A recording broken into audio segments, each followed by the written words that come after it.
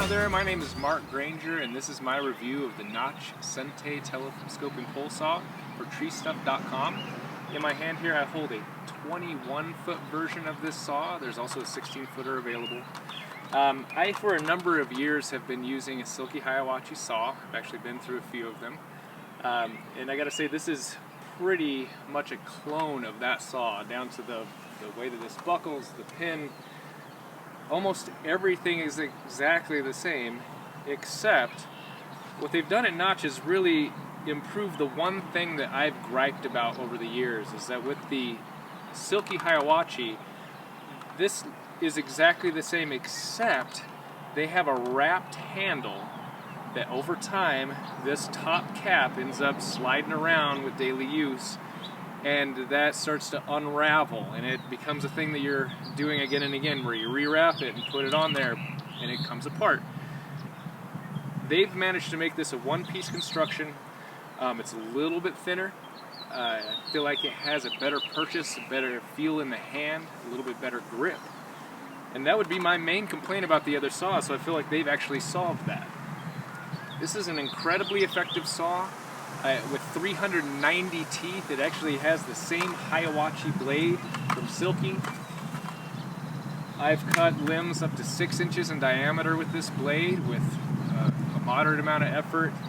I feel for anybody who does this as a job, this saw can make you much more efficient.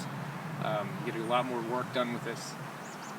A couple things to point out is, one, that I really like that on this Hiawachi blade that you have this sharp section here and at the nose. If you're cutting smaller sprouts, if you're doing an orchard prune, you don't have to saw through everything. You can actually hook a lot of those off. Let's open this thing up and see what it looks like. I feel like it's remarkable how much reach this saw has. It can keep you off of a ladder, especially if you're a homeowner, have trees on your property.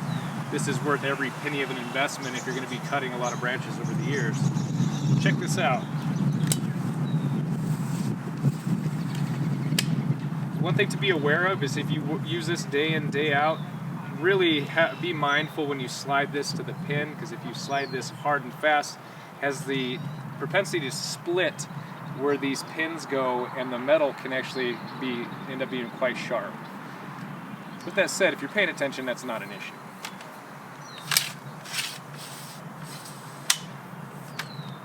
For how far you can reach with this saw, I feel like this thing is incredibly lightweight and pretty sturdy. You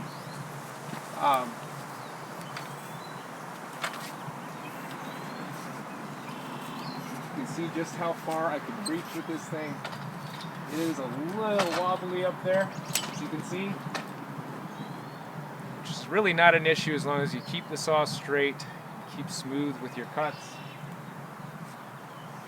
One thing to watch for is making a quality undercut becomes difficult when you have this at full extension, and one thing about that is that your saw can get caught in the kerf and come down with that branch, which can dent these poles, which then means this thing doesn't slide back together.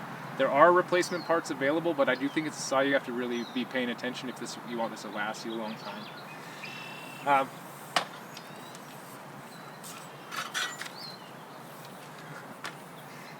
It is a remarkably versatile piece of equipment, and for anybody who does tree work day in, day out, I highly recommend you pick one up. And with the improvements they made to this saw, I see no reason why you would end up buying a Silky Hiawachi over the Notch Sentei.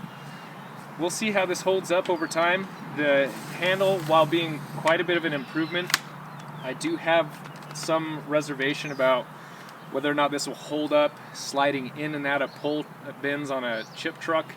I feel like the sharp edges of the metal might end up dinging this up and opening it up. But we'll see how that plays out in real time. For right now, I gotta say, I'm really excited to have this saw, and thanks for watching.